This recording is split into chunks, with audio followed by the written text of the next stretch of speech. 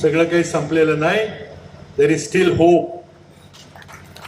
आहे आपण ही लढाई जिंकू शकू. उद्या काय काय घडेल मला माहित नाही. जगात बरंच काही चाललेलं आहे. मध्यंतरी मी एक छोटासा ट्विट केला, खूप गाजला. मी म्हटलं की कदाचित महिनाभरात मराठी माणूस भारताचा पंतप्रधान होईल. करारला बोललो मी. अनेकांचे फोन आले, विचारले याचा अर्थ काय, कसं काय. कोण म्हटलं की तुम्ही होणार का. कारण कोणाला माझी पार्श्वभूमी माहित नव्हती. आता मराठी माणूस पंतप्रधान व्हायचा झालं तर आत्ता बसला माणूस त्याला बाजूला गेलं पाहिजे. म्हणून आधी मी अधोरेखित केलं की नाव न घेता बहुतेक बदल घडण्याची शक्यता मला दिसते. आणि जर बदल घडला तर काँग्रेसचा काही पंतप्रधान होणार नाही, कारण आमच्याकडे बहुमत नाही. तर मग होणार हीच लोक, पण त्यांचा मग कोणताही दुसरा माणूस होईल, कदाचित मराठी माणूस होईल असा माझा संदर्भ होता. आणि माझा इशारा होता 19 डिसेंबरला. कारण 19 डिसेंबरला अमेरिकेत संसदेने कायदा केलेला आहे.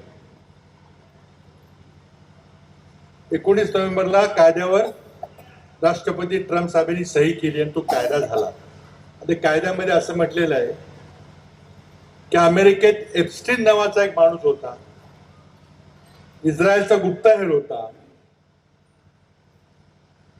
त्यानं जो धुमाकूळ घातलेला आहे अमेरिकेमध्ये,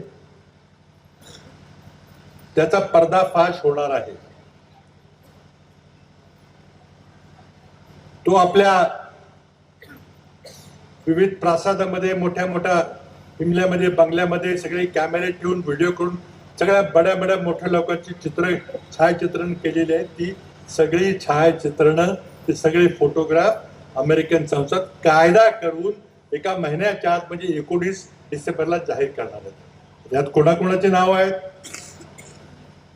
सोशल मीडियावर काही नाव चालू आहेत का मला माहित नाही. पण आजच 75,000 फोटोग्राफ पब्लिश झालेले आहेत.